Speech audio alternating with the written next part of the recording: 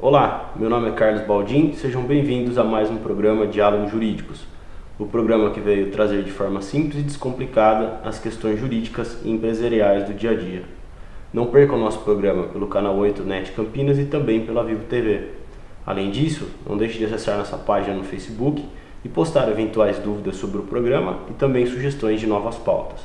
Hoje, o tema do programa é recuperação judicial para microempresas e empresas de pequeno porte.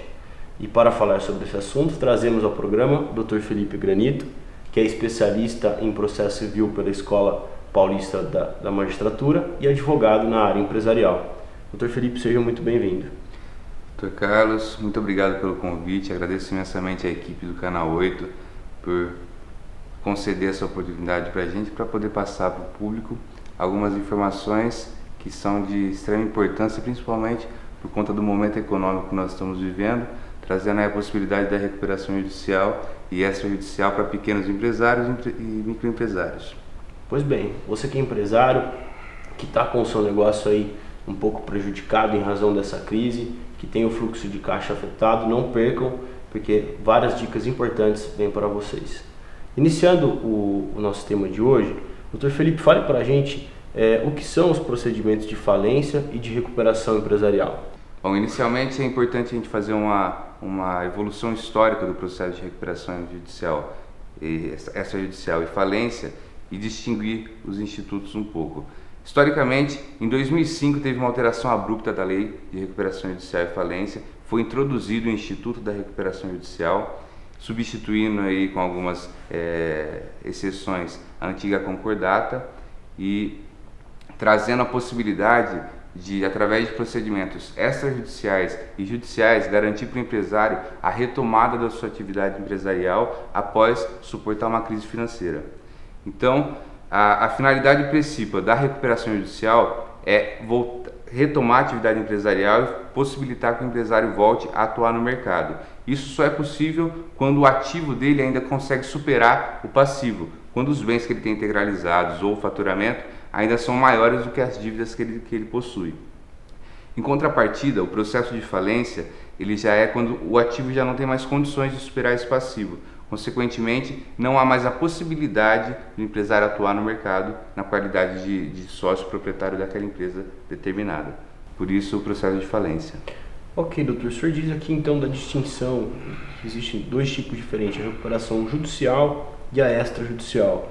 Fala um pouco para a gente qual a distinção desses dois institutos. Bom, a recuperação extrajudicial é um procedimento feito pelo próprio empresário sem a interferência do Estado. Então, o Estado na qualidade de poder judiciário.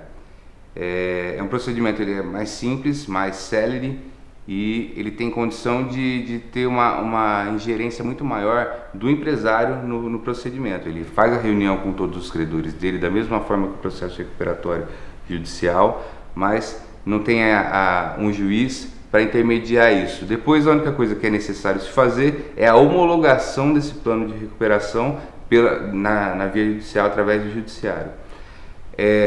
A recuperação judicial, por sua vez, ela tem uma interferência muito maior do Estado, tem um administrador judicial, tem o juiz, tem o Ministério Público averiguando, porque envolve interesse público.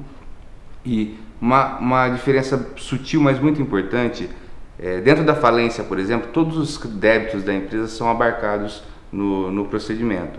Na recuperação judicial, exclui-se o débito relacionado ao direito tributário. Então, os tributos da empresa não são abarcados pelo processo de recuperação judicial.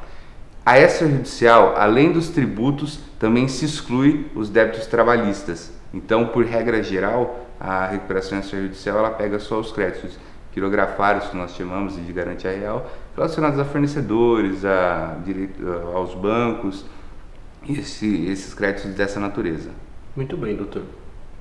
E quais são os tipos de empresa que se submetem à recuperação judicial e à extrajudicial? Bom, todo tipo de empresa pode se submeter, numa regra geral, ao processo de recuperação judicial e extrajudicial, com algumas exceções estipuladas por lei.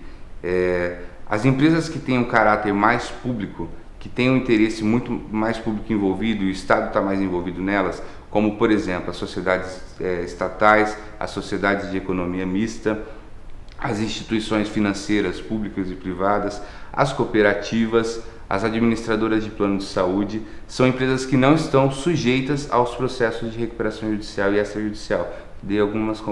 Pontuei algumas como exemplo, mas essas empresas não estão sujeitas por conta de um interesse público muito maior e uma interferência no Estado na administração dessas empresas também.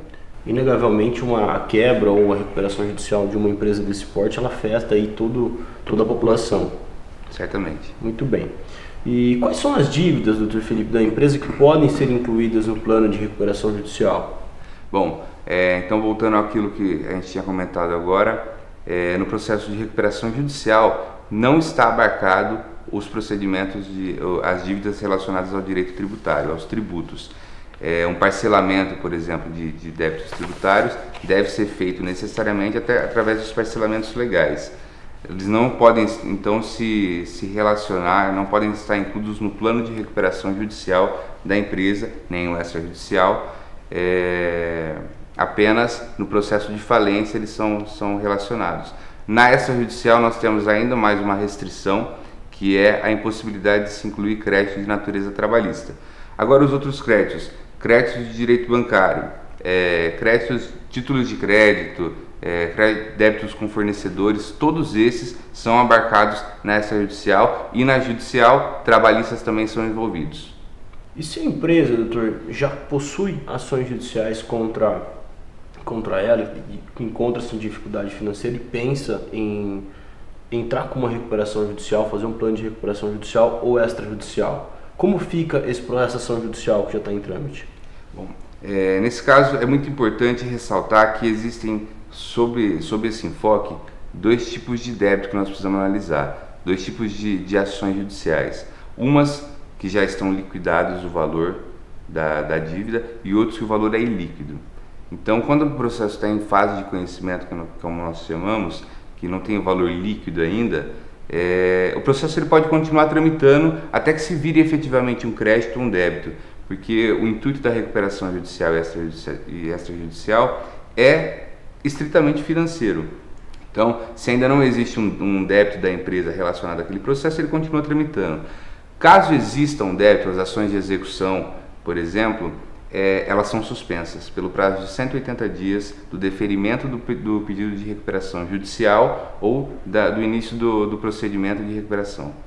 E, doutor, como é que fica a questão das execuções fiscais que tramitam contra a empresa?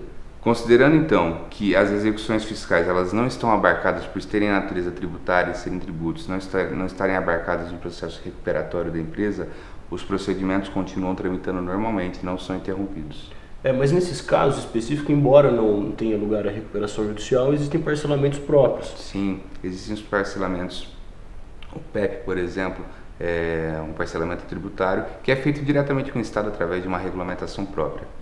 Tudo isso, então, porque o Estado já dá essa flexibilidade para a resolução do problema tributário. Exatamente. Muito bem, estamos hoje com o Dr. Felipe Granito falando sobre recuperação judicial e extrajudiciais para microempresas e empresas de pequeno porte.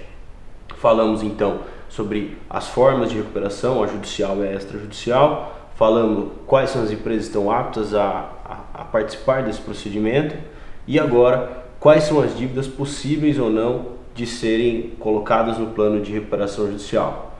Vamos para um rápido break e voltamos no próximo bloco.